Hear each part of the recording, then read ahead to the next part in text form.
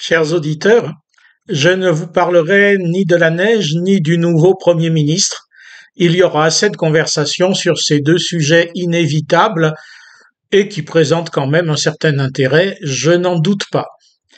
Mais dans les nombreuses listes de lecture biblique quotidienne, il y a pour aujourd'hui le récit d'une tempête apaisée par Jésus, qui dormait, lui, au fond de la barque, pendant que ses disciples tremblaient. Ils ont donc fini par le réveiller. Ils lui dirent, Maître, tu ne te soucies pas de ce que nous périssons? Il se réveilla, menaça le vent, et dit à la mer, Silence, tais-toi.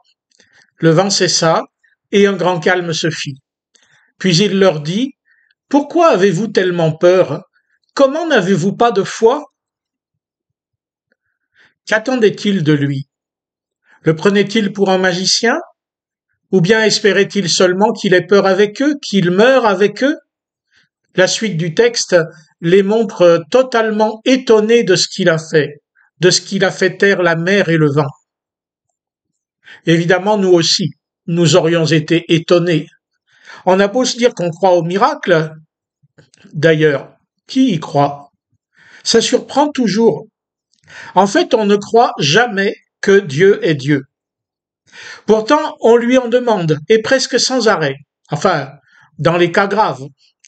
Mais dans nos vies et dans le monde, il y a plein de cas graves.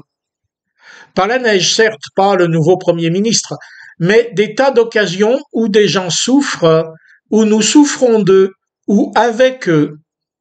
Je ne vous ferai pas un catalogue des tempêtes qui secouent l'humanité, ni à votre porte, ni au bout du monde. Vous les connaissez comme moi, nous sommes dans la même barque.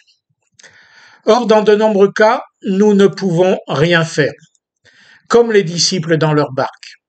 Et comme eux, nous voyons Jésus dormir, nous constatons le silence de Dieu. Or, nous savons, nous croyants, nous savons qu'il fait, nous savons qu'il veille. Voici, il ne sommeille ni ne dort, celui qui garde Israël, l'Éternel est celui qui te garde.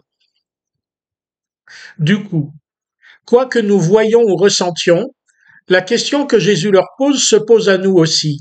Pourquoi avez-vous tellement peur?